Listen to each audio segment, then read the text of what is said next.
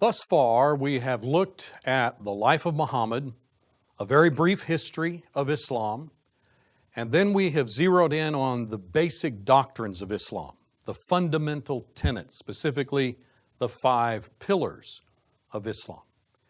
Now, I would like for us to take a few moments to take a quick and brief look at some of these specific incidents in the life of Muhammad that merit consideration. Number 1, it might be a shock to many Americans and certainly to the Christian mind to learn the history of Muhammad's own involvement in bloodshed and warfare. History records, Islamic history records, that Muhammad personally led 27 military campaigns in which there was hard fighting. He personally planned and authorized some 38 additional military campaigns. In fact, when he participated in the elimination of Jewish tribal opposition in Medina, on one occasion they finally subjugated one of the Jewish fortresses and brought the men out, some 700 or 800, and beheaded all of those men starting in the morning and completing the beheadings by torchlight that evening. So Muhammad was personally involved in a great deal of bloodshed. I ask you this question: do you remember how many armies Jesus himself led into battle? And of course the answer to that is 0. What a contrast between Jesus Christ, the Son of God, and Muhammad, who claims to represent the God of the Bible. Secondly, it is equally shocking, at least, to the Christian moral mentality to learn not only of the doctrine of polygamy taught explicitly in the Quran, which we'll look at in a later session, but to come to find out that Muhammad himself had as many as 12 wives. I mentioned to you that he married Aisha, who was offered to him in marriage at the age of 6, although Muslim sources say that consummation of that marriage did not occur until the young lady was 9 years of age. In fact, Sahih al-Bukhari's hadith report this, narrated by Aisha, that her mother informed her that she was in fact engaged to Muhammad as a girl of 6, and then later was taken to him as a girl of 9 years of age. So there's abundant historical Islamic evidence. We're not talking about outsiders, we're talking about Islamic sources themselves verifying that point. Then there was the incident with Zainab, in which Muhammad's stepson got the impression that perhaps Muhammad was interested in his wife, and so very dutifully he divorced her so that she might then be married to Muhammad, and so he added her to his harem. And you know, the typical Muslim response to this is that, well, Muhammad was the prophet, and so even though the Quran limits a man to up to 4 wives at a time, although it has a very lax view of divorce, but 4 wives at a time, the reason why Muhammad could have as many as 12 was simply because he was the prophet, and most of his marriages were due to political reasons, to promote social reform, perhaps to marry war widows. But of course, none of those explanations fit the rational concept that if God authorizes polygamy, then He would authorize it for all men. He would not be a respecter of persons. And He would certainly not show partiality to a prophet over the average individual. So again, rather shocking to the Western mind, whose moral sensibilities have been fashioned and shaped by Christian, by New Testament thinking. Another very unusual circumstance associated with Muhammad's personal life is the fact that there was a time in his life when he became ill, literally deathly ill. He was on his deathbed.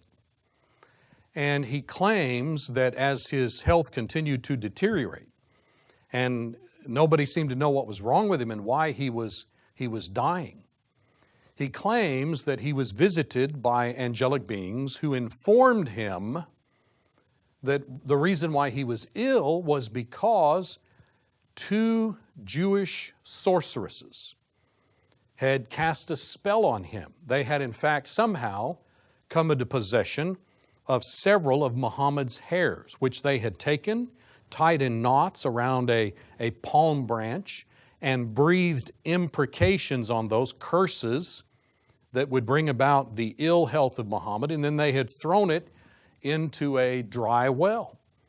And as Muhammad became sicker and sicker, it wasn't until these angelic beings came, explained why he was suffering this terrible malady, which then enabled him to instruct his followers to go to the dry well. And he claims that Allah gave him verses which now compose the last two surahs of the Quran.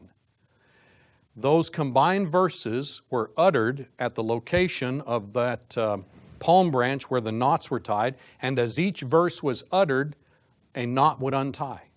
And once all of the knots were untied, Muhammad recovered from this dreaded illness. Now, you know, the Bible talks about people believing in spells and mystical things, but it never dignifies it by giving the impression that there's anything to that. But notice in this incident in Muhammad's life, Muslims believe this all really happened, and the Quran gives its sanction and endorsement to it by having two surahs out of 114 of them that authenticate the event and claim that the occurrence really took place. Another event in Muhammad's personal life that surely raises some eyebrows. Do you understand that early in Muhammad's life, as he was launching Islam among his Arabic neighbors in Mecca, do you understand that he believed that Allah wanted him, when he prayed, to face Jerusalem? And so he and his fellow Muslims did so for a lengthy period of time. And then there came a point at which he claims to have received a revelation from Allah, Surah 2, that told him he could now change direction from Jerusalem to Mecca. Now that raises questions. Why Jerusalem? Why was he facing Jerusalem to begin with? And why would God change that to Mecca? Of course, the whole question of whether God would even have anybody point a certain place on earth. Since God is not on earth, God is not confined to buildings, temples made with hands, the Bible teaches. And while there was a momentary period where God, strictly for the Jews, not for the rest of the world, had a central worship shrine in order to carry out certain specific rituals associated with Judaism, that's not the worldwide religion of Christianity that God intended to supplant and replace all other religions. But for suddenly Muhammad to be told, okay, now you may turn and change to Mecca, that seems rather odd. It even suggests that the initial direction was perhaps an attempt to appease or to convince those who believed Jerusalem to be a critical location, to prove to them that he was associated with that, but when it became clear they rejected him, then he suddenly receives revelation that allows him to turn toward his hometown, where the Quran says he wanted to turn all along. Well, these are events in the life of this individual. I'm not bringing these up in order to discredit Islam, but I think they raise serious questions that merit further attention, further perusal. Now let me turn to one other incident in the life of Muhammad that well deserves our attention. Al-Miraj. This was that event that Muhammad claims occurred when he made a trip into heaven, into the very presence of Allah. I do not mean that he died and went to heaven. I mean that he made a trip to heaven and then returned to earth and continued living his life. No doubt you have seen images of this great structure. We call it the Dome of the Rock. It is in fact a Muslim mosque that was built in the 7th century by one of the Umayyad caliphs, Abdul Malik ibn Marwan. He commenced work on the Dome of the Rock. It was completed sometime later, but perhaps you've never had anyone explain to you. Why is this mosque located where it is? Why is it located on what Jews would view as the temple platform, where the Temple of Solomon once sat? Is this just another mosque among scores, hundreds of mosques that are situated around the world? Oh, I assure you it is not. It has a very special history. If you could go to this mosque and look at a cross-section and see how it's constructed, it's composed with an outer octagon. If you were to step inside of the mosque, you would encounter yet another octagonal arcade. And then in the very center of the mosque is a highly ornate inner circular arcade. And if you could step to that location and then look up from the center, you would see beneath this massive dome, you would see literally gold embedded in the dome. And then directly beneath this lofty gold dome, which is in the very center of the mosque and which is the location for which the mosque was constructed, you would find a massive ledge rock. Muhammad, according to Muslims, stood on this noble rock and from there ascended into heaven in order to meet with Allah. Let me tell you the story, and I want to assure you, I have no ulterior motive. I have no desire to misrepresent any of the details of this story. I have gone to Islamic sources themselves, and I am now attempting to recreate for you this incident as true and accurately as I possibly can. Muhammad claims that on one occasion he was having trouble sleeping at night. Consequently, he got up, he walked to the Kaaba, and laid down outside of the Kaaba, there in the mosque vicinity, the vicinity of the Kaaba, and fell back asleep. Suddenly, he was awakened. Someone was tapping him. When he opened his eyes, he saw that it was the angel Gabriel. And Gabriel was accompanied by a very odd creature. It wasn't a horse. Muhammad called it a heavenly winged steed of some sort. He didn't know what species it was, but it had 2 wings, and this creature had a name. Listen carefully to my pronunciation of the Arabic. Barak. Barak. Muhammad claims that Gabriel instructed him to mount Barak, which he obediently did. And then with Muhammad astride Barak and Gabriel standing to the side of Barak with his hand on the creature, the 3 of them, according to Muhammad, flew through the air from Mecca to Jerusalem. And there they made a stop. There Muhammad encountered several Old Testament characters, prophets, including Joseph and Abraham and Aaron and others. Muhammad says that he had a conversation with these Old Testament figures, and that among other things, these individuals offered him a drink by offering him 2 bowls. One bowl was filled with wine, one bowl was filled with milk. Muhammad wisely and accurately and correctly selected the milk to drink.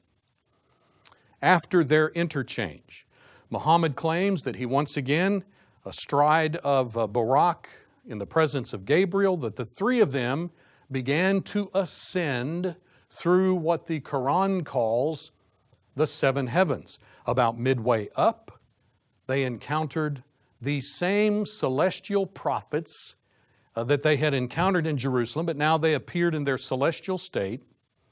And then after that encounter, they continued their ascent through the 7 heavens until they finally came to the 7th heaven. This, in fact, is identified in the Quran as the location of Allah. The Quran uses the expression, the lot tree of the uttermost end. Indeed, the very presence of Allah Himself.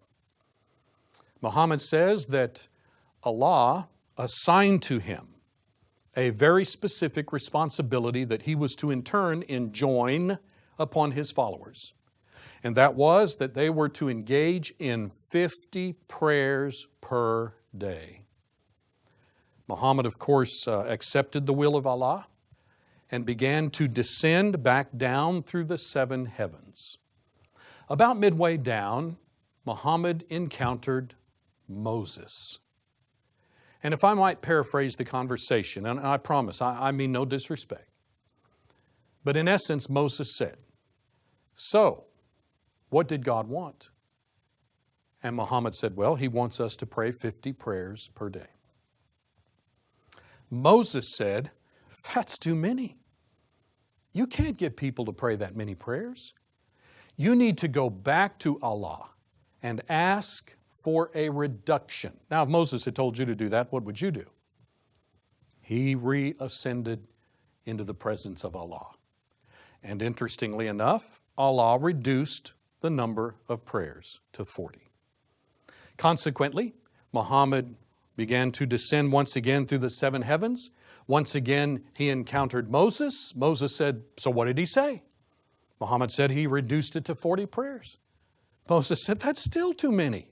Your people are not spiritual enough to engage in that many prayers every day. You need to go back and ask for a reduction. I'm not making this up, and I mean no disrespect.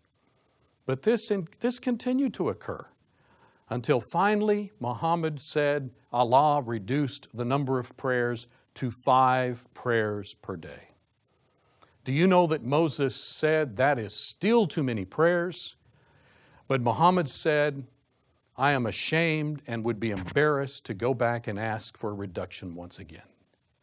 Now, folks, according to Islam, that is the reason why Muslims to this day engage in 5 prayers per day. There is the source of that ritualistic practice. Muhammad says that he continued his descent through the 7 heavens and once reaching Jerusalem, flew back to Mecca. You know, in his day, 7th century, that would have been about a 2-month trip by camel caravan. But he says that he flew back and forth, all of this in one night, and then arrived back at his hometown of Mecca. Now, I can't help but have some questions about this. For example, why does a horse need wings, or whatever this creature was? Why would he need wings? And you say, well, obviously to fly. But see, that's a human concept. God doesn't have to put wings on anything to make it fly. This smacks of mythology, the kind of things that humans would conceive of. You know, according to the Bible, even angels do not have wings. They always appeared in the Old Testament in the form of adult males. The only exception to that would be the highly figurative apocalyptic section, for example, of Isaiah that speaks of the cherubim and the seraphim. They had like 3 pairs of wings, and that's figurative. But angels themselves are consistently in the Bible represented in male human form. And so for a horse to have wings, from the perspective of the God that is described and characterized in the Bible, that's somewhat clashing with the biblical concept of things, at least the portrait that the Bible gives of God. Another question is, why does this horse have a name? Why would you name a horse? Again, that's very common in mythology and in fables. But the notion of assigning a name to an animal, especially one that claims to be of a heavenly derivation, all of that seems, once again, to be very jarring with the perspective that is created from a biblical view of things. Another question. If Muhammad was to go into the presence of Allah and visit with God and receive information from God, why would he go from Mecca to Jerusalem and then go into heaven? Why not just go directly from Mecca to heaven? Is there something going on in Jerusalem where Muhammad needed to make his presence felt or known? Is there something about Jerusalem that you would want to include in a story in order to, bolster your credibility? In fact, why is it that he met up with Abraham and with Joseph and with others from the Old Testament? Is he wanting to identify himself with these individuals? You've heard the expression name dropper. I'm not saying for certain. I'm simply raising questions that these details seem to call forth by a person who's wanting to give an honest, fair evaluation of these circumstances. And then I can't help but ask the question, why, if you were allowed to go into the presence of Allah and to receive information from Him, why would the number of prayers be the topic? Now you say, well, why not? Well, why not any number of topics that are very spiritual? That's certainly one of them. Yes, it is. But think of all of the other important, critical teachings that a person would most certainly want to be apprised of. And if God decided, rather than merely giving His Word through prophets, to actually bring someone into His presence and dispense to him a special bit of information, would it be the number of prayers? Why would it not be something like world evangelism? How about how to spread Islam worldwide?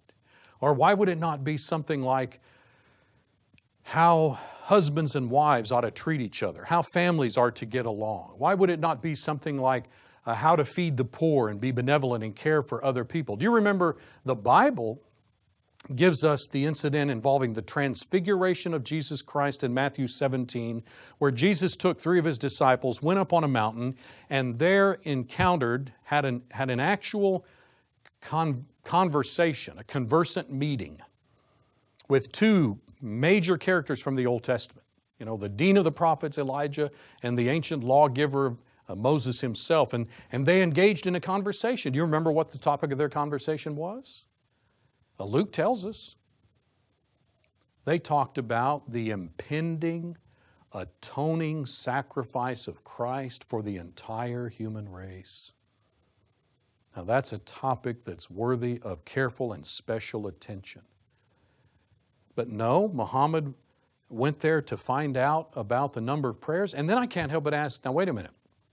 Even if prayer would be the appropriate topic to discuss, why would the focus have to do with the number of prayers? The number of prayers. And why would God specify 50? Number one, why would He specify 50 if in fact that's virtually, physically impossible to perform? Because by the time you add all of the ritual ablutions, the call to prayer, all of these ritualistic activities associated with prayer, then you would end up pretty much spending your whole day going through the 50 prayers. You wouldn't have time to do any of the other things that God would have you to do, like making a living and taking care of your family and doing a host of other activities. So that's somewhat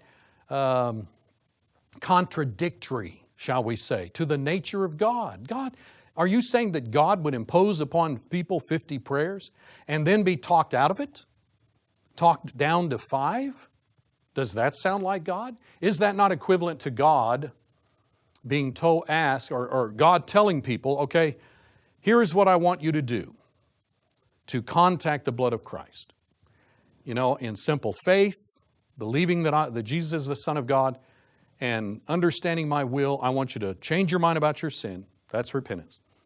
I want you to orally confess Christ as the Son of God, and then I want you to be immersed in water. And so someone makes a trip to heaven, they visit with God, and they talk him out of that. And they say, well, God, you know, rather than being immersed, couldn't we instead just sprinkle some water on a person? And God says, well, okay. And then what if he comes back and says, well, God, rather than sprinkle, you know, water may not be available. Won't you allow us to instead maybe sprinkle dirt on a person? And God says, well, okay, yes. Folks, may I kindly and reverently suggest to you, that's not God. That's not the God of the Bible, not the infinite God who is infinite in all of His attributes and perfect in all of His attributes. That's not God. God would not enjoin something, and since He's omniscient, know that He's going to take it back and enjoin something else, take that back, enjoin something else, take that back. God wouldn't do that. If He wanted humans to give 5 prayers per day, then that's what He would have enjoined upon humans. He would not have altered and bartered over such a matter. That's not the nature of God. He doesn't do that in history. Someone says, well, wait a minute, what about Abraham? Whenever Abraham asked God if there's, you know, at least 50 people in the city of Sodom, would He then spare the city? Didn't God barter with him? Yes, He did. Yes, He did. But that's a totally different situation. That doesn't have anything to do with what is required in order for a person to be saved or be pleasing or acceptable to God. That had to do with flexibility that God manifests on many areas of life. You know, God can choose to go this direction or that direction, and He may make the decision based on your behavior, which He knows ahead of time you're going to engage in. But can you not see that it's not in the nature of God to have regulations that He places upon humans? He wouldn't put any regulation upon a human that is not in and of itself appropriate, good, right. He wouldn't even begin to put such a regulation on a person. So if He puts it on a person, then He's going to expect that person to comply with it, and He will not then alter it. That's just not the way God operates. Consequently, may I suggest to you again kindly that any number of these events in the life of Muhammad, before we ever get to the Quran and discuss the characteristics of the Quran itself, even before we do that, we can't help but have great and grave questions about the legitimacy of Islam based upon the actions of the one who claims to be a bona fide, quintessential, and ultimate prophet of God. Notice then the three most holy sites in Islam: Mecca, where Muhammad was born; Medina, where Muhammad fled and made his home for the rest of his life; and Jerusalem, the location of the Dome of the Rock Mosque, where Muhammad claims to have made a trip into heaven. The third most holy site in Islam. As we bring this session to a close, may I suggest to you that now we will turn our attention to what is clearly the real thrust and purpose of our study. Everything that we have looked at up to this point has been purely introductory. I have given it to you for the purpose merely of informing you, broadening your understanding, giving you an overall sense of Islam and the history of Islam, the basic doctrines of Islam, who was Muhammad, what things occurred in his life. But in a sense, all of that is irrelevant. I do not believe we should determine whether we think a religion is authentic. That is, whether or not it is of supernatural origin, based upon what any individuals may do or not do, or any mistakes that people make. I would certainly not be pleased for people to make a decision about Christianity based upon the Crusades or the Spanish Inquisition or what other persons throughout the last 2,000 years have done in the name of Christ, all kinds of horrible atrocities inflicted upon mankind, all in the name of Christianity. That's not what determines the authenticity of that religion. What determines the authenticity of Islam? The Quran. Plain and simple, that's it. If the Quran if it possesses the attributes of inspiration, then it is the Word of God and we'd better listen to it. If it does not possess the attributes of inspiration, then it is originated by mere humans and does not merit our attention. We'll look at that in our next session together.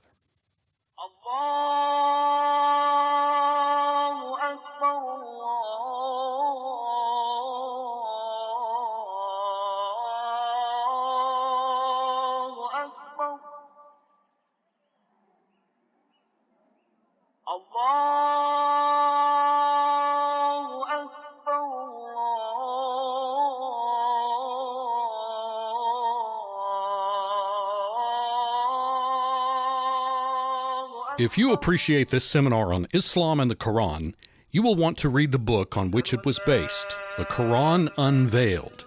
This volume gives a great deal of additional information not included in the DVD seminar. Also available are study guides that supplement your viewing of the DVD. The study guides, the book, as well as additional copies of the DVD may all be purchased at apologeticspress.org or by calling toll-free 800-234-8558. محمد رسول الله